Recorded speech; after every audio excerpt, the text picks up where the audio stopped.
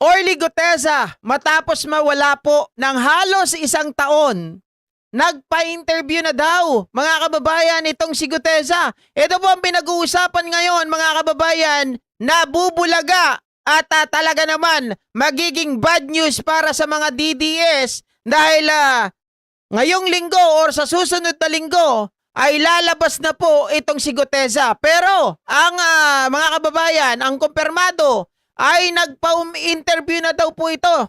Nagpa-unlock na daw po ng interview itong si Guteza at ilalaglag nga po niya, mga kababayan, ang mga gumawa po ng script para sa kanya. So paano na yan? No? Mga kababayan, di wala na sila ngayon magagamit. 'Di ba? Kung ito lumabas, di lalong malilinis ang pangalan ni Martin Romualdez at lalong lulubog itong si Guteza dahil magkakaroon ng corroboration, mga kababayan, yung statement po ng apat na marina bumaliktad plus si Guteza ay siguradong matibay ang ebidensya.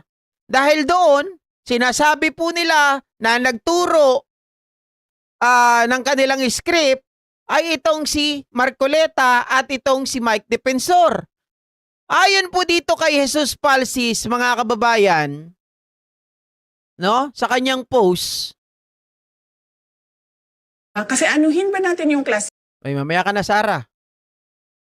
So, meron po ditong post si Jesus Palsis na kung saan, mga ka-GP, ay pinapahulaan niya pa, no? Parang gay lingo. Etong ni Jesus Palsis, mga kababayan. Sabi rito, tweezer. Ito, papakita ko sa inyo. Sabi rito, tweezer. Si Orlando Bloom nagpakita na or nagpakain sa Sentablado. Tapos ginost na niya. He used to work at Marina Bay Resto. Ngayon, magpaparamdam na ulit siya at mumultuhin niya ang isang pug at isang bulldog na nagturo sa kanya na magluto.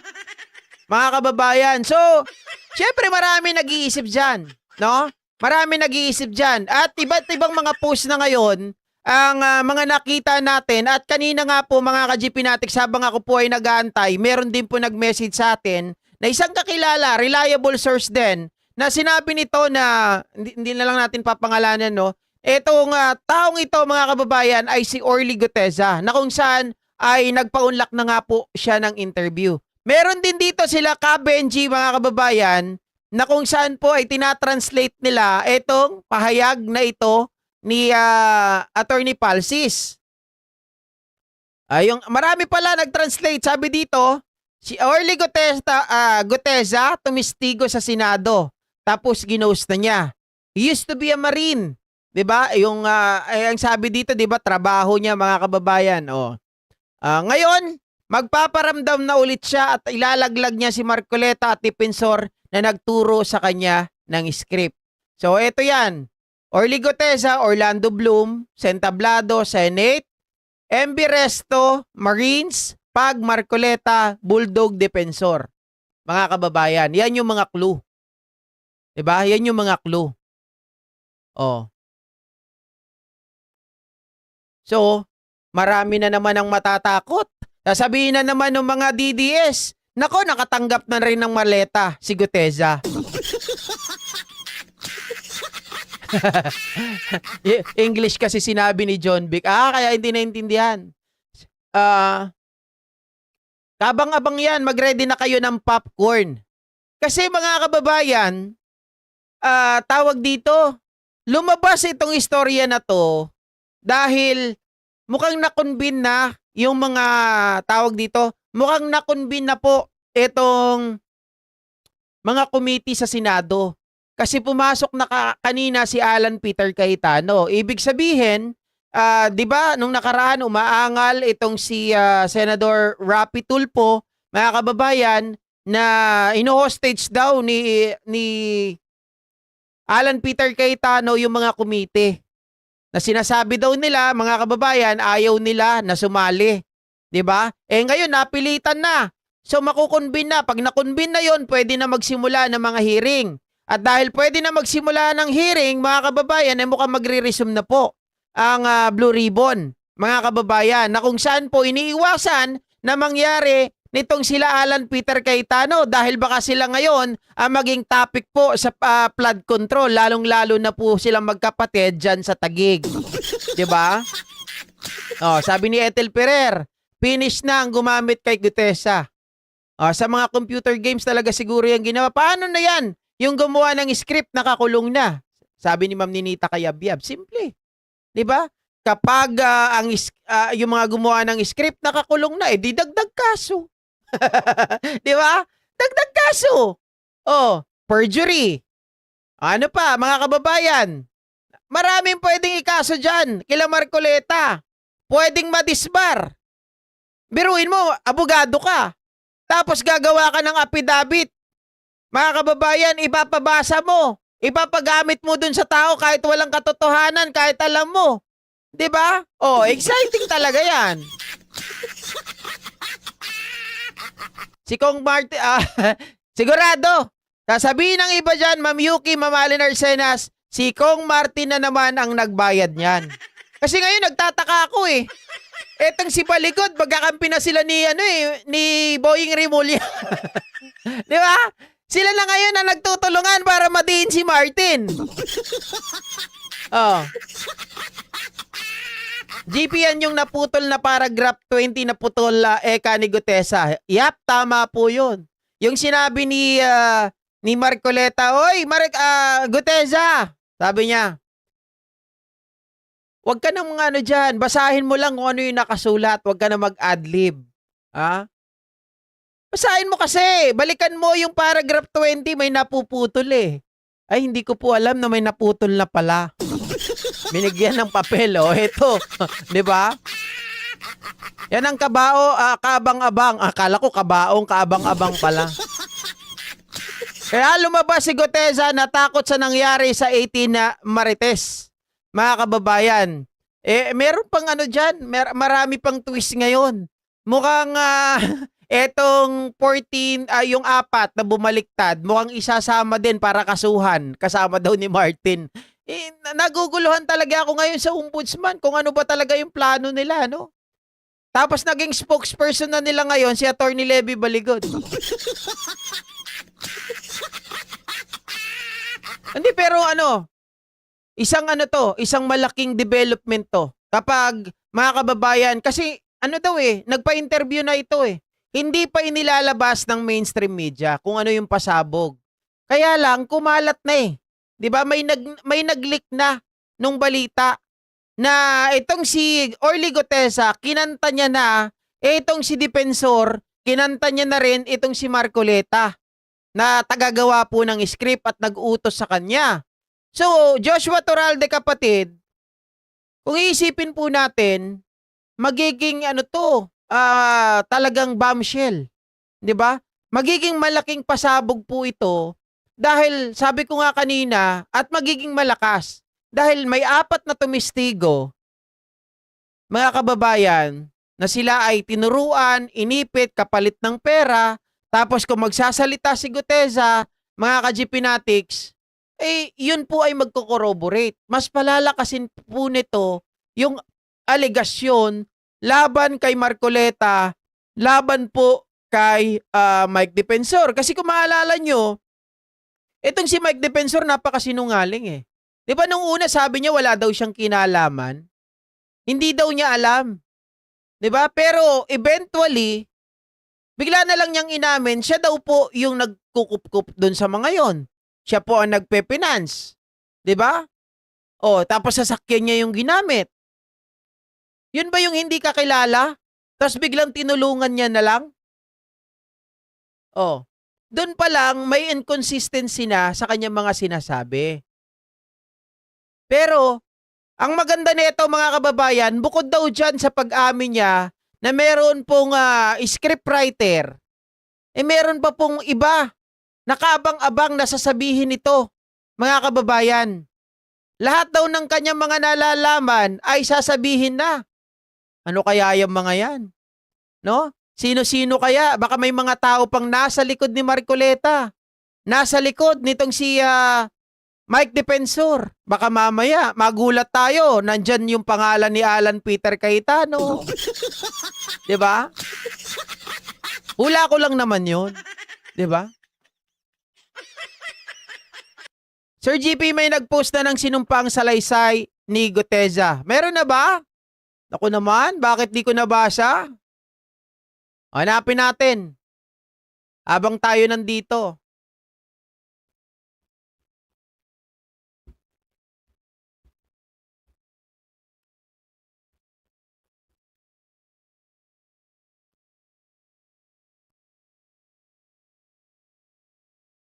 Ay, September 2025 ba to eh? Ah, ito guys, ito.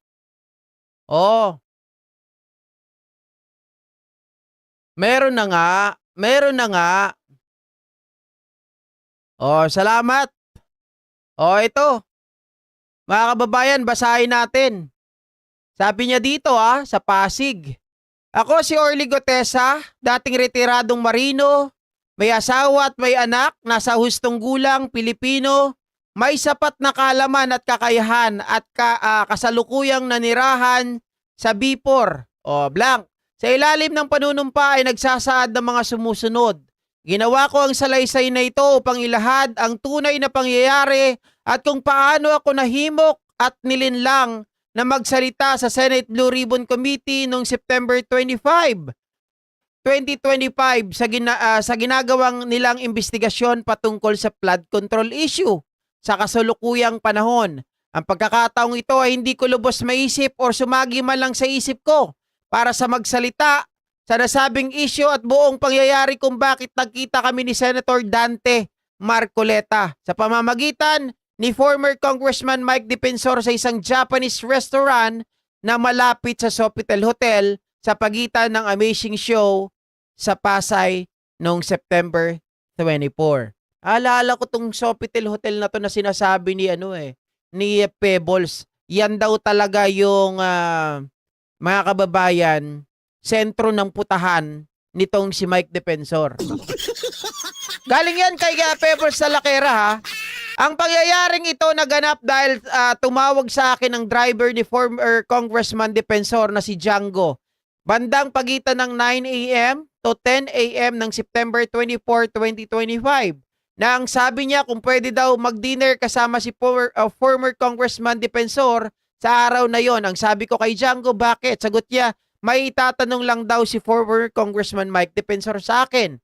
Noong mga oras na o panahon na yon, ako ay nanonood ako ng TV sa bahay. Sabi ko ulit sa kanya, sige at saan? Anong oras? Sagot niya sa akin, mga 1:30. Sabi ko, sige advice mo lang ako sa lugar at sinagot niya akong okay. Sa pagkakataong ito, yun, sinabi ko kay Mrs. Naalis ako 12 noon at may pupuntahan lang ako. Sabi pa niya, magsundo ka sa anak mo pero sabi ko saglit lang ito. Umalis ako ng bahay sa nakatakdang oras, 12 noon. Sakay ang aking motor baka sakay sa aking motor. Sakay sa aking motor patungo sa usapan naming ni Django na dapat malapit lang sa area ng Senate lang daw ako mag-standby. Itong si Django, nakilala ko ito mga 4 to 5 months ago sa BGC nung ako ay naka-duty pa kay Mrs. ko, wife of Congressman ko. At nasabi ko sa kanya na kay Kong Saldi ko ako naka-duty bilang VIP security detail. Sa pagkakataong ito, dito kami nagpalitan ng personal na mga cellphone numbers. Hindi ko alam na boss pala niya si former Congressman Mike Defensor. Naku po, patay tayo dyan. Around 1:45 p.m., nakarating ako sa Petron Macapagal. Nagparking muna ako at pumasok ako sa isang tindahan para makapag-snack habang nagaantay ng tawag kung saan ang eksaktong lugar ng dinner. Around 3 p.m., nagbigay na ng lugar at yun ang isang Japanese restaurant na malapit sa Sofitel Hotel. Sa pagitan ng amazing show sa Pasay, sumakay ako uli sa aking motorcycle bike at tinungo ang nasabing lugar at nakarating ako around 3:10 na ibinigay na lugar. Pagpasok ko sa restaurant, umakyat ako sa second floor at pumasok sa isang VIP room kung saan sa aking pagpasok ay agad na tinanong ni former Congressman Mike Defensor, Orly? Sagot ko yes. Sir, ang sabi niya, kamusta? Sagot ko, okay lang po. Sabay inabot niya ang kanyang kamay para kamayan ako. Sabay sabi, upo. Upo ka at ang sagot ko, salamat. Ang VIP room na yon ay 3 lang kami ang tao doon. Siya, ako at si Mark na asawa ng anak niya. Oh. Umupo kami sa isang round table na mesa sa tansya ko 8 to 10 seaters nag-setup, nagkwentuhan kami ng kaunti. Tapos nag-open siya ng salita patungkol sa corruption. Sagot ko naman sa kanya, oo nga sir.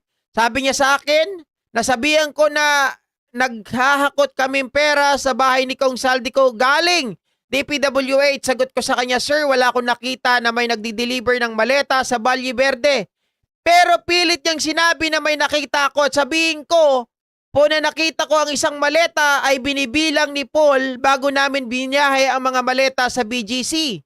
Sabi ko, di ko talaga alam sir na may mga maleta na hinakot namin. Sabi ko, basta pag duty ako sir, sina Paul at Mark kasama namin lagi sa executive assistant ni Kong Saldi at sila ang nakakaalam ng detalye. Habang nagkwentuhan kami, pinilit niya sa akin na isulat ang pinapasabi niya sa akin para pagdating ni Senator Dante, mabasa niya at siya na ang magdesisyon kung pwede. Sabi ko, sir, wag na po kasi nabanggit na po sina Paul at Mark. Yan ang mga susi sa lahat ng katanungan nila sa Senado, sir. Sabi niya, hindi. At pilit na ang sabi niya, sulat lang natin, bahala na si Sen Dante. Sa takot ko, nasabi ko, sige sir, agad inutusan niya si Mark na kunin ang laptop para isulat ang kagustuhan niya.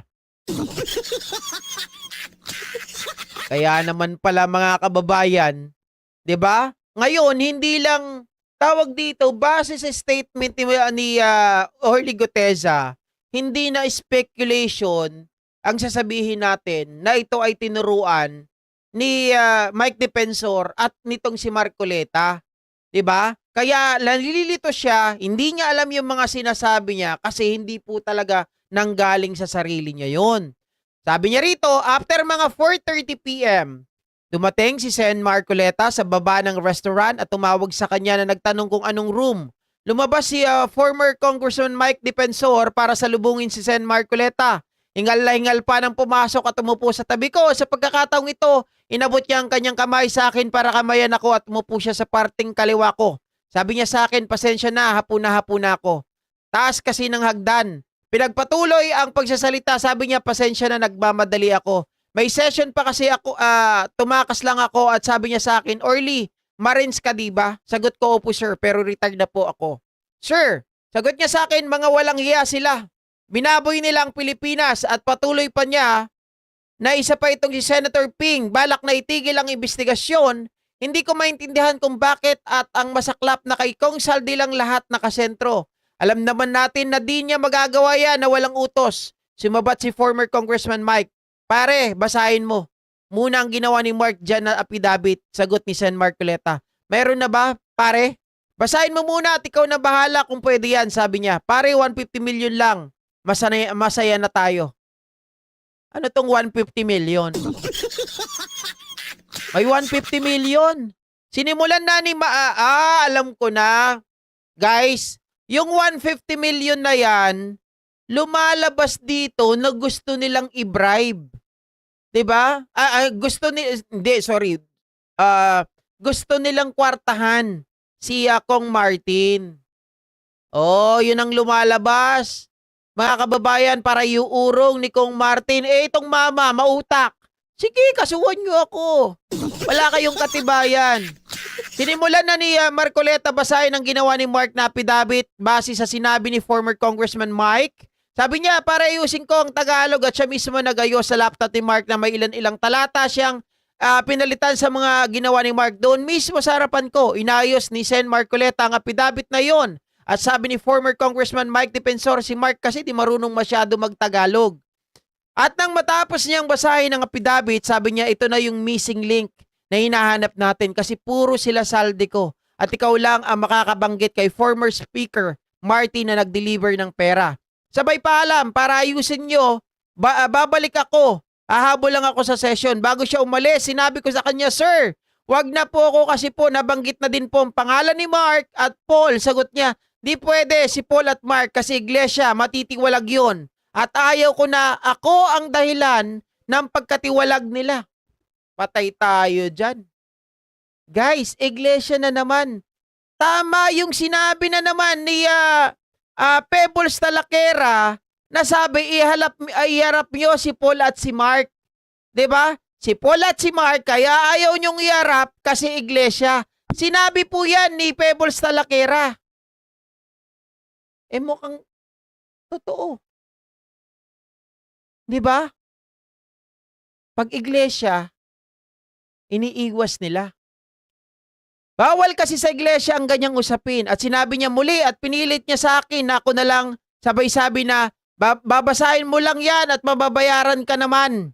Ang sabi niya kung di ko gagawin ito, ang plano ni Sen Lacson na itigil lang investigasyon at magtatagumpay, wala kang mapapala. Sa paulit-ulit na pilit niyang ituloy ko ang ginawang affidavit ni Mark at dala ng takot at pangamba lahat ng nakalahad sa affidavit na kanilang ginawa ay aking nasabi na nasaksihan ko kahit hindi ito totoo, pati ang pagsabi na napasama ako sa 3 beses na delivery ng mga maleta sa allegedly bahay ni SP Martin Romualdez sa Forbes Park. Wala nga akong naging direktang kontak o nakita man lang si SP Romualdez sa nasabing address, hindi SP to. Speaker. Okay, speaker kasi kala ko Senate President. Okay. Ako ay napilitan na sabihin sa kanya, sige po sir, kung ito po ang paraan. Sabi niya sa akin, bahala ka. September 25, 2025, kinaumagahan, umalis ako ng bahay, dala ko ang sasakyan ko na Montero at bumalik ako sa pinagnotaryohan ko kasi ang taon, pinalitan ko, nagawa kasi 2025 at pinalitan ko ng 2024 para hindi mahalata ang kasinungalingan na kasulat dito. Nakarating ako ng Senate around 8:15 a.m. at ang sabi ay tumuloy ako sa 5th floor dahil doon ang opisina ni Senator Marcoleta ayon sa duty lobby na kung saan ay nag-login ako. Doon kinunan ako ng ID at nilagyan ng countersign. Kaya pala galit itong si Marcoleta kay Ping Lacson. Kasi di ba pinareview ni Ping Lacson nung dumating si Marcoleta kanino nagpunta. 'Di ba? Sino nagsundo sa kanya sa labas? Sino nagsundo sa kanya sa lobby? Sino nagsundo sa kanya sa sasakyan? Sa second floor noong nag-open ang elevator, may pumasok na babae na iyon ang staff ni Sen Marcoleta na nagsundo sana sa lobby kaso nag-ihi noong di pa ako dumating. Kaya doon niya ako nakita sa elevator paakyat ng 5th floor. Paglabas ng elevator, papunta sa opisina ni Sen Marcoleta habang kami naglalakad sa hall, naalala ko nung nagmamaneho ako papuntang Senate. Naisip ko na wag nang tumuloy, kaya lang naisip ko ang mga pera at edukasyon at ang pamimilit sa akin ni Sen Marcoleta at former Mike Defensor or former Congressman Mike Defensor na ikinatakot ko kaya napaniwala nila ako sa mapanlinlang na salita para sa nagamitin sa pansarili nilang kapakanan. Kaya naisip ko na bahala na. Pagpasok ko sa opisina ni Sen Marcoleta, pinaupo ako at mayroon pang naunang kausap. Pagkatapos siya makausap, ang unang bisita ay tinawag niya ako at doon ko na ibinigay ang 4 na kopya ng affidavit na ginawa ni Mark na may notaryo. Pinipilit niyang paulit-ulit na sinasabi na voluntaryo ang aking gagawin at tinuruan niya ako na kung ano lang ang nakalagay sa affidavit na ginawa ni Mark na asawa ng anak ni former Congressman Mike Defensor, ayan lang ang mag-focus at sinagot ko na po, opo sir. Mga 8:55 a.m., bumaba ako sa session hall kasamang staff niya habang inihintay ang mga kababayan. Ano yun? Nawala. Kulang. 'Di ba? Sabi rito, marami ang nagpadala ng pakikiramay ng kanilang simpatya at suporta. Minabuti ko na di ako mag-contact sa kanila para wala nang madamay kasi alam ko na lahat na didikit sa akin ay kukonekta sa kung anuman ang aking ginawa lalo sa paggamit ko sa mga politiko at sa pagiging dating sundalong marino. Hindi na din ako kinontak ng opisina ni Sen Marcoleta o former Congressman Mike Defensor. Kaya doon ko na natansya na ginamit lang talaga nila ako sapagkat huli na ang lahat ng mga pangyayari at ako'y lubos na nagsisisi. Subalit noong September 27, 2025, may isang biglaang kumontak sa akin na galing sa opisina ni Marcoleta na nagsasabi na bibigyan ako ng numero ni Rowena Guanzon. Patay ka! Guanzon! para ako daw ang tatawag para manghingi ng tulong para sa pag-ayos ng apidabit na may mga correction upang ito ay magamit sa ebidensya sa pag-file ng kaso sa September 29, 2025 pero hindi na ako nagtangkang kontakin si Attorney Guanzon para maiwasan ang muling paggamit sa akin. Ang dami nila, no? Oh, gusto nilang i-extort si Martin. 150 lang, di ba? 150 million. Okay na daw sa kanila. Ang tanging sinandalan ko na lang ay ang mga tunay na kaibigan na naging karamay ko at gumabay na nagbigay linaw sa aking isipan dahil sa pangyayari para sa aking seguridad at ng aking pamilya upang hindi na ako magamit pang muli ng mga taong uhaw sa kapangyarihan. Yan ang kabuwang pangyayari sa panahon na yan. Ginawa ko ang sinumpang salaysay na ito ng malaya at kusang loob at ako ay nanunumpa na ang lahat ng nakasaad dito ay pawang katotohanan ayon sa aking kaalaman at paniniwala. Ang maganda kasi dito guys, maling-mali itong si Mike Defensor at itong si Marcoleta. Bakit kanyo? Ito kasing si Gutesa, kilala to ni Pebbles Talakere. Personal, kilala nila ito, nila Charlie. Kaya mga kababayan, 'di ba? Hindi to makakapagsinungaling. Oh. Doon na naging personal na wig. Kay Senior Senator Ping nung kay Gutesa. Dan like, Ma'am Bibian. Naway lumabas din ang Tegi Bambam Squad ng INC para may maganda. KOG style. Oh. OMG, paktay na talaga. What a revelation. Pag talaga masama ang balak, may katapat na karma. Grabe tong pasabog ni Gutesa, guys. Lumalabas ngayon, base sa ating binasa, maliwanag na extortion ang gusto nilang gawin kay Martin Romualdez. Na para hindi ituloy ng nila Marcoleta, nila Mike Defensor, ang kanilang allegedly ay diniliberan ng maleta, mga kababayan, kung si Martin ay magbibigay ng 150 million. Gusto nilang kwartahan. Tama po kayo, like PGMN. 'Di ba? Sa PGMN, ganito yung gusto nilang mangyari. Na wala namang kakwenta-kwenta, wala namang katibayan laban kay Martin, pero pinipilit nilang meron. O di ngayon, mautak tong si Martin, nakipagtulungan sa NBI, mga kababayan, gumawa sila ngayon. 'Di ba, ng mga mark money, edi bingwit etong anchor ng PGMN. Guanzon, lakas ng saltik. Eto guys, ibig sabihin, alam ni Guanzon ang mga nangyayari na ito. 'Di ba? Biruin nyo, naturingang mga abogado, pero mga abogago. Naturingang mga abogado, mga officer of the court, mga kababayan, ay mahilig sa tanim kaso, tanim ebidensya. Manang-mana. Dali Babes Castro. 'Di ba? Nakuha nila kay Digong. Tanim ebidensya.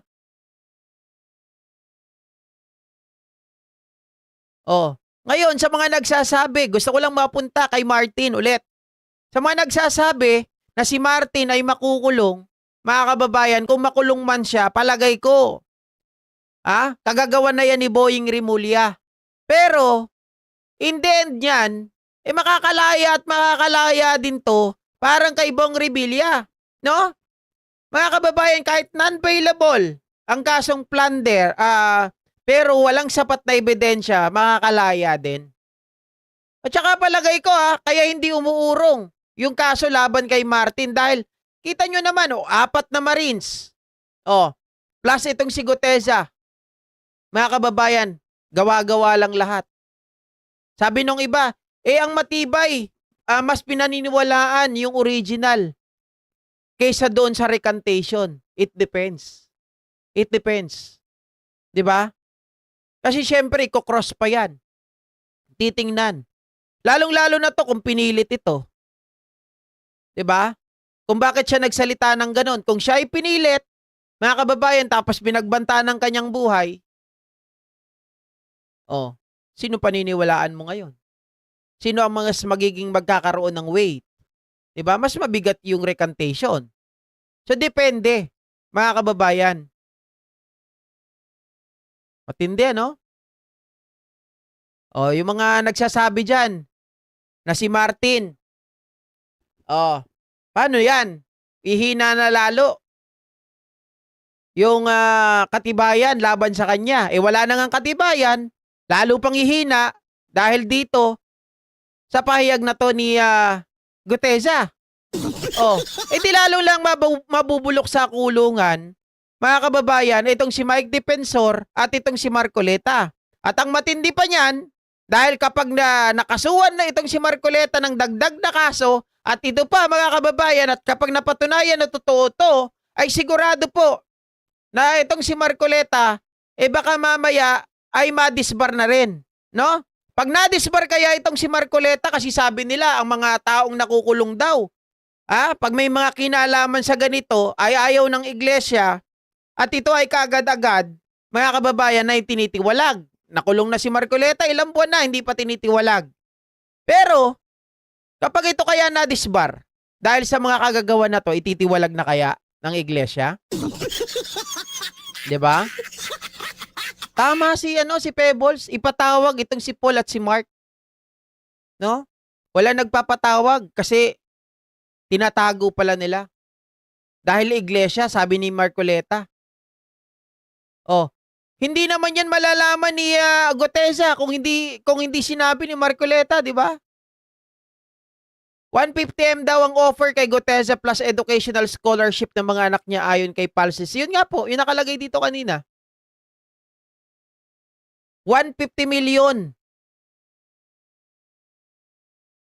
Kay Guteza? Hindi, baka baliktad. 150 million, hindi, sorry. Tama, 150 million mga kababayan, ang offer kay Guteza, hindi. 150 million ang hinihingi ni Mike Defensor at nitong si Marcoleta, okay na daw sila doon. 'Di ba? Imposible naman offeran nila ang kukunin lang nila kay Martin 150 million tapos ibibigay nila 150 million kay Guteza, hindi.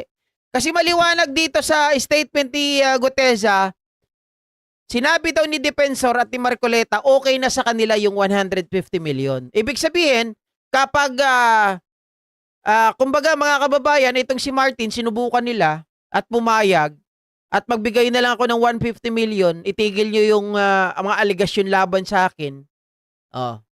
Yun na yun. Siyempre, ang ibibigay Ma'am Maribik Giray kay Guteza, patsi-patsi lang. Diba? Let the court handle the case of Martin and the truth speaks for itself. Correct? Ang masama, may impeach si Boying dahil sa paggamit ng mga fake na Marines. Alam nyo, kung ma-impeach si Boying, karapat-dapat lang. No? Naiinis na rin ako sa kanya eh.